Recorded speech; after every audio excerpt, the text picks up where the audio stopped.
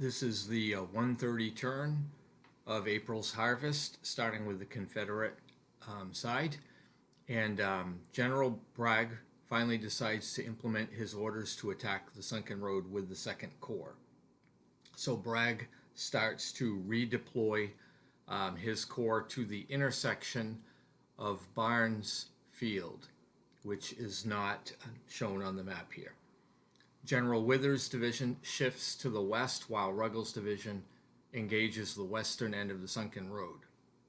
And then Wood's brigade, which I believe is part of the Third Corps, moves toward Review Field to renew the attack. And I believe that's at the top left of the map. Then we take a look at the Hornet's Nest. You should be able to see that on the left side. The Union uses defensive fire with Williams' brigade and the 16th Iowa against the Confederates, particularly Chalmers' brigade, which is already wrecked, but he suffers more losses, as well as Gladden's brigade. And then also in the Hornet's Nest, Hurlbut, which is just off the left side of the map, gets wounded in action. And in the photo, you can also see the 15th Iowa and the Confederates' brigade, Anderson's brigade, getting into it with each other at Duncan Field. Then in Review Field, you can see Hindman's division is in contact with McClernand's division, and Colonel Hare launches a defensive fire against Wood's brigade, but that has no effect. And Wood fires back, and the Union troops suffer a hit and a straggler loss. And also Marsh's extended lines, which you can see fired defensively against Russell's brigade.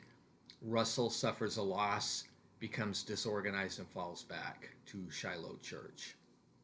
And then we go to the Union part of the turn, and during the command phase, General Wallace finally implements his orders to advance to Cloud Field. It's taken a while. Veach and Lauman move back into the sunken road, and General Sherman's 5th Division falls back to Cavalry Field. Wallace's 2nd Division starts its advance toward Cloud Field. The fighting continues in the sunken road in the Union part of the turn at the Hornet's Nest, and Gladden's brigade fires at the 16th Iowa, and Chalmers' brigade fires at Veach's brigade, and all of this has no effect.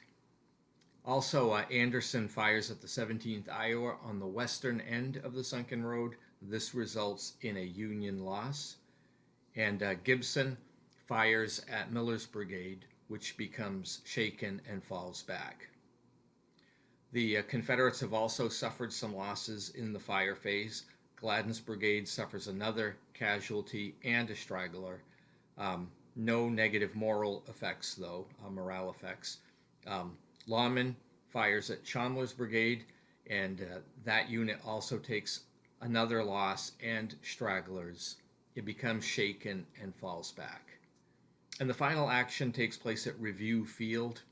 Wood's brigade's firing defensively against the Union brigade at Review Field, and Clanton's cavalry also fires, but this is at range and it has no effect.